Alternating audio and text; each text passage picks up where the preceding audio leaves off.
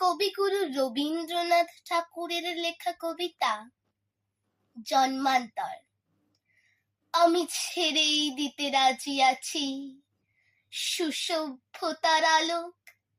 আমি চাই না হতে নববঙ্গে নবযুগের চালক। আমি নাই বা গেলাম বিলাত, নাই বা পেলাম রাজার খিলাত, যদি পরজন্মে পাইরে হতে ব্রজের রাখাল বালক। তবে নিবিয়ে দেব নিজের ঘরে সুসভ্যতার আলোক। যারা নিত্য কেবল ধেনু চড়ায় বংশী বটের তলে, যারা গুঞ্জা ফুলের মালা গেথে পরে পরাই গলে, যারা বৃন্দাবনের বনে সদাই শ্যামের বাঁশি শোনে, যারা যমুনাতে ঝাঁপিয়ে পড়ে শীতল কালো জলে, যারা নিত্য কেবল ধেনু চড়ায় বংশী বটের তলে, ওরে বিহান হলো জাগরে ভাই, তাকে পরস্পরে। ওরে ওই যে দধিমন্থ ধ্বনি উঠল ঘরে ঘরে, হ্যারো মাঠের পথে ধেনু চলে উড়িয়ে গোকুল রেণু, হ্যারো আঙিনাতে ব্রজের বধূ দুগ্ধ দহন করে। ওরে বিহান হলো জাগরে ভাই, তাকে পরস্পরে।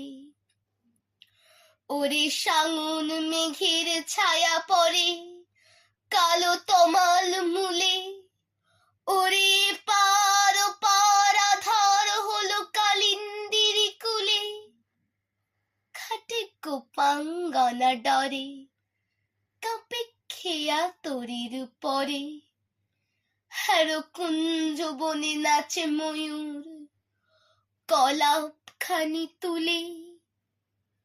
ওরে সাঙুন মেঘের ছায়া পড়ে কালো তমাল মূলে, মোরা নব নবীন ফাগুন রাতে নীল নদীর তীরে, কোথা যাব চলি অশোক বনে শিখি পুচ্ছ শিরে।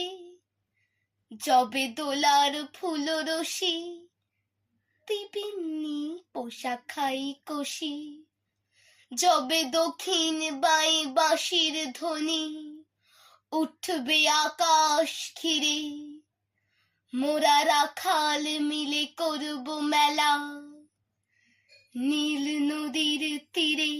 আমি হব না ভাই নববঙ্গে নবযুগের চালক, আমি জ্বালাবো না আধার দেশের সুসভ্যতার আলোক।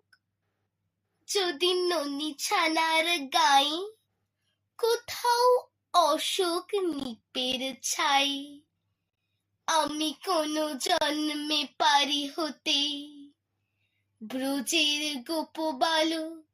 তবে চাই না হতে নববঙ্গে নবযুগের চালক।